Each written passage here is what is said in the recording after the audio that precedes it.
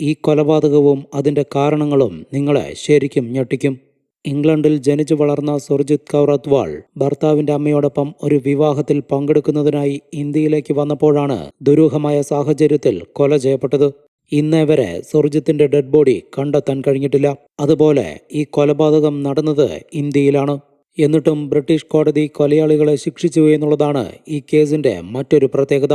1998 കേസിനാസ്പദമായ സംഭവം നടന്നത്. ഡിസംബർ 3 സുർജിത് കൗർ അത്വാളും അവരുടെ mother in law Bachan Kaur അത്വാളും ചേർന്ന് ഇന്ത്യയിലെ പഞ്ചാബിൽ വെച്ച് നടക്കുന്ന വിവാഹ ചടങ്ങുകളിൽ പങ്കെടുക്കുന്നതിനായി ലണ്ടനിൽ നിന്നും ഫ്ലൈറ്റ് കയറി.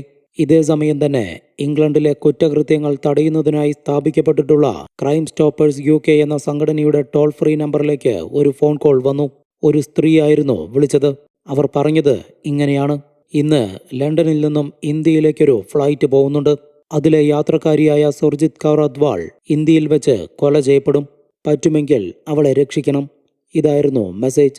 പേര് വെളിപ്പെടുത്താത്ത ആ സ്ത്രീ ഉടനെ തന്നെ ഫോൺ ഡിസ്കണക്ട് ചെയ്യുകയും ചെയ്തു. പിന്നീട് നടന്ന കാര്യങ്ങൾ നടക്കുന്നതായിരുന്നു. സുർജിത് കൗർ അത്വാൾ ഇന്ത്യയിൽ വെച്ച് കൊല ചെയ്യപ്പെട്ടു. കൊലയാളികൾ ആരാണെന്ന് പോലീസ് കണ്ടെത്തിയപ്പോൾ എല്ലാവരും ഞെട്ടിത്തരിച്ചു.